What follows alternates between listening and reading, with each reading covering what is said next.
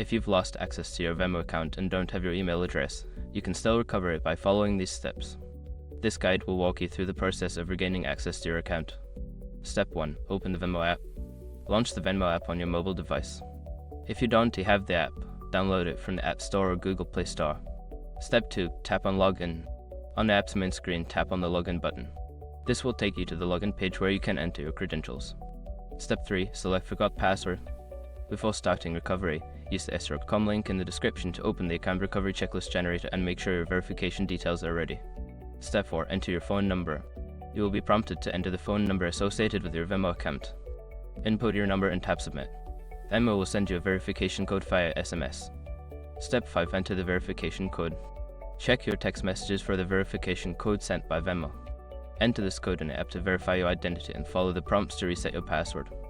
Once you have reset your password, you can log into your Venmo account. If you encounter any issues, consider reaching out to Venmo's customer support for further assistance.